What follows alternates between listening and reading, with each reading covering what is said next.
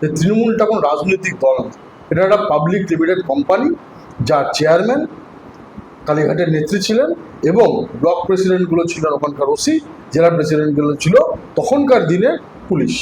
ধর্মান্ধ থেকে দূর সরে এসে সংবিধানকে বিশ্বাস করুন এবং এক হাতে কোরআন আর এক হাতে কম্পিউটার নিয়ে ভারতবর্ষ উন্নতি করবে। খারিজি মাদ্রাসায় জঙ্গি পেদা হয় কে বলেছিলেন? বুদ্ধদেব ভট্টাচার্য। খারিজি মাদ্রাসায় জঙ্গি একের পর এক ধরা পড়েছে মুর্শিদাবাদে। গণতন্ত্রে মানুষ শেষ কথা বলে, মানুষ দেখিয়ে দিয়েছে যে বাংলা বাঙালি এই সমস্ত সিন্ডিকেট বাহিনী ক্রিমিনালাইজেশন অফ পলিটিক্স চায় না, তার জন্যই আজ ডেমোক্রেসিতে এদের কোনো জায়গা। আপনারা বারবার মুসলমান সম্প্রদায়দের সংখ্যালঘু সংখ্যালঘু সংখ্যালঘু বলে আজকে সাচ্চার কমিটিতে দেখেছেন যাতে কি অবস্থা হয়েছে। আমরা দেখলাম যে ভোটের হারকে চ্যালেঞ্জ করে মমতা বন্দ্যোপাধ্যায় সহ 8জন প্রার্থী হাইকোর্টে হাজির হলো, কিভাবে দেখছেন বিষয়টি? আইনের পথে চলবে, প্রত্যেক নাগরিকের অধিকার আছে কোর্টে যাওয়ার, গেছেন কোর্ট বিচার করবে। আগে দেখি যে একের পর এক তৃণমূল যারা প্রার্থী ছিল নেতা ছিল তারা একের পর এক গ্রেপ্তার করা হয়েছে এবং দেখা যাচ্ছে এখন লক্ষ লক্ষ কোটি টাকার দুর্নীতি করেছেন অভিষেক বন্দ্যোপাধ্যায়ের বিয়ে, চাকরি দেননি, লক্ষ লক্ষ টাকা নিয়েছেন। কি বলবেন এই বিষয়ে? একটা চোরকেও ছাড়া হবে না, একটা চোরকেও ছাড়া হবে না। ভারতীয় জনতা পার্টি সামান্য কার্যকর্তা হিসাবে আমিও বলছি এবং আজকে এই কথাটাই স্বয়ং মুখ্যমন্ত্রী বিধানসভায় বটলে দাঁড়িয়ে বলেছেন। আমরা দেখলাম যে জাহাঙ্গীর গ্রেপ্তার হওয়ার পর থেকেই ডায়মন্ড হারবারের মানুষ মুখ খুলতে শুরু করেছে। তার মানে কি এটা বুঝে নিতে অসুবিধা নেই যে এই ডায়মন্ড হারবার কি ফলতায় এই পুষ্পা রাজই চলতো? পুষ্পা রাজ চলতো অ্যাকচুয়ালি এরা হচ্ছে পুষ্পা, তার কারণ হচ্ছে এরা হচ্ছে কাগজে বাঘ। পুলিশদেরকে দিয়ে গুন্ডামি করতো, পুলিশদেরকে সামনে রাখতো তো নিজেরা বিশাল কেউ কেটা ভাবতো।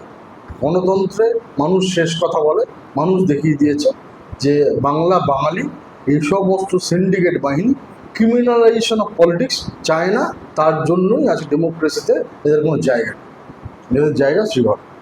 আমরা দেখলাম যে তৃণমূল দলটা প্রায় ভেঙে খান নিমিষে একদম তাসের ঘরের মতো ভেঙে পড়ে। তারপরে দেখছে ঋতব্রত নতুন কমিটি, এখানে মমতা বন্দ্যোপাধ্যায়কে অপসারিত করা হচ্ছে, চেয়ারম্যান অরূপ রায় এবং সাসপেন্ড অভিষেক বন্দ্যোপাধ্যায়। কিভাবে দেখছে বিজেপি এটাকে? পাবলিক লিমিটেড কোম্পানি বোঝেন, পাবলিক লিমিটেড কোম্পানিতে শেয়ার যাদের কাছে বেশি থাকবে তারাই চেয়ারম্যান, ম্যানেজিং ডাইরেক্টর সব কিছু নির্বাচিত করে। তৃণমূল দলটা বারবার আমি এবং আমার মতো বহু কার্যকর্তা বারবার আমরা বলেছি যে তৃণমূলটা কোনো রাজনৈতিক দল না, এটা একটা পাবলিক লিমিটেড কোম্পানি, যার চেয়ারম্যান কালীঘাটের নেত্রী ছিলেন এবং ব্লক প্রেসিডেন্টগুলো ছিলেন ওখানকার ওসি, জেলা প্রেসিডেন্টগুলো ছিল তখনকার দিনের পুলিশ, এসপিরা। আমরা দেখেছি একটা টাইমে ঋতব্রত বন্দ্যোপাধ্যায় সেই মমতা বন্দ্যোপাধ্যায় তৃণমূলে ছিল, এখন দেখা যাচ্ছে দল মানে ভাগাভাগি হওয়ার পর যখন প্রেস কনফারেন্স করছে তখন অভিষেক বন্দ্যোপাধ্যায়ের নাম নিয়ে তিনি একদম বেমানে অভিষেক বন্দ্যোপাধ্যায়কে ভুলে যাচ্ছেন। কি বলবেন এই বিষয়ে? আপনাকে বললাম না যে পাবলিক লিমিটেড কোম্পানিতে শেয়ার ট্রান্সফার হয়ে যাওয়ার পর তারা যদি তাদের চেয়ারম্যানকে, ম্যানেজিং ডাইরেক্টরকে এবং ডাইরেক্টরকে গুরুত্ব না দেন বা কথা না বলতে চান, সেটা ওই যে শেয়ার হোল্ডাররা তাদের এখতিয়ারভুক্ত, আমার কোনো এখানে বক্তব্য নেই। আমরা দেখলাম যে গতকাল বাজেট পেশ হয়েছে, সেখান থেকে সংখ্যালঘুদের জন্য যে বরাদ্দ টাকা সেখান থেকে 61% কমানো হয়েছে। কিভাবে দেখছেন বিষয়টা? সংখ্যালঘু বলতে আপনারা কাদেরকে বোঝান? যদি আপনারা যেই জন্য আপনার প্রশ্ন করছেন, যদি পার্সি সম্প্রদায়দের বোঝান, তারা কি এটা নিয়ে কোনোদিন কোনো কথা বলেছে? যদি আপনারা শিখ সম্প্রদায়দের বোঝান, এরা নিয়ে কোনো কেউ কথা বলেছে? যদি আপনারা খ্রিস্টানদের বোঝান, এরা কি নিয়ে কেউ কথা বলেছে? আপনারা বারবার মুসলমান সম্প্রদায়দের সংখ্যালঘু সংখ্যালঘু সংখ্যালঘু বলে আজকে সাচ্চার কমিটিতে দেখেছেন যাতে কি অবস্থা হয়েছে।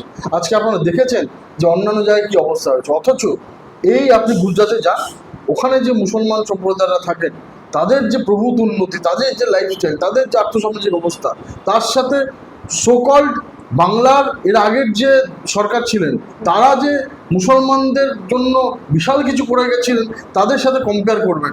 তারা কত পার্সেন্ট সরকারি চাকরি করে আর গুজরাটে কত পার্সেন্ট সরকারি চাকরি মুসলমান সম্প্রদায়ের লোকেরা করে। তো সুতরাং এই ডিভাইড অ্যান্ড রুল পলিসি যেটা ইংরেজ শিখিয়ে দিয়ে গেছিল, তারা ইংরেজের থেকে শিখে বারবার ডিভাইড অ্যান্ড রুল পলিসি করে সোসাইটিকে ভাগ করে দাঙ্গা লাগিয়ে বারবার ক্ষমতায় স্বাদ পেতে এসছেন।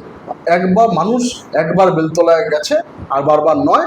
মানুষ এবার বুঝিয়ে দিয়েছে ইনক্লুসিভ গ্রোথের সাথে, ইনক্লুসিভনেসের সাথে আজকে ভারতবর্ষের যে প্রভূত উন্নতি হচ্ছে, সেই উন্নতিতে বাংলাও পা মেলাবে, এবং সবাইকে নিয়ে একসাথে প্রত্যেক ভারতীয়দের নিয়ে আজকে পশ্চিমবাংলা উন্নতি। এই সংখ্যালঘুদের জন্য যে 61% কমানো হলো, বারবার বিরোধীরা বলে যে বিজেপি হচ্ছে হিন্দুদের দল। এই যে সংখ্যালঘুদের জন্য কমানো হলো, এই বিষয়ে এই যে খারেজি মাদ্রাসা আমরা দেখেছি, তারপরে যেগুলো সরকারি মাদ্রাসা যেখানে বিজ্ঞান শিক্ষাও দেওয়া হয়, সেটা কিছু সরকারি মাদ্রাসার এর প্রভাব পড়বে না শুধু খারেজি মাদ্রাসাগুলোর প্রভাব পড়বে, কি বলবেন? আসলে মুশকিলটা কি বলুন তো, আপনারা যদি সরকারি ব্যাপারটা জানতেন তাহলে এই প্রশ্নটা করতেন। সরকারি খাতে যা যা একটা স্কুল বিদ্যালয় যেখানে যেখানে খরচা হয়, সেখানে যা হওয়ার সেটাই হবে, সেখানে সেই খরচাগুলো হয় তার স্টুডেন্ট এবং শিক্ষকের অনুপাতে। কিন্তু আমি আপনার ক্যামেরার মাধ্যম দিয়ে, আপনার এই চ্যানেলের মাধ্যম দিয়ে বারবার বলছি যে ধর্মান্ধ থেকে দূর সরে এসে সংবিধানকে বিশ্বাস করুন, এবং এক হাতে কোরআন আর এক হাতে কম্পিউটার নিয়ে ভারতবর্ষ উন্নতি করবে। আপনার ভারতবর্ষের যে মহাযজ্ঞ চলছে সারা বিশ্বে ভারতবর্ষকে নতুন করে প্রতিষ্ঠা করা, তার জন্য যেন বাংলা আবার ভারতবর্ষের বুকে যেন আবার শ্রেষ্ঠ আসন নিতে পারে, তার জন্য সবাইকে আমাদেরকে ভাগিদারি হতে হবে।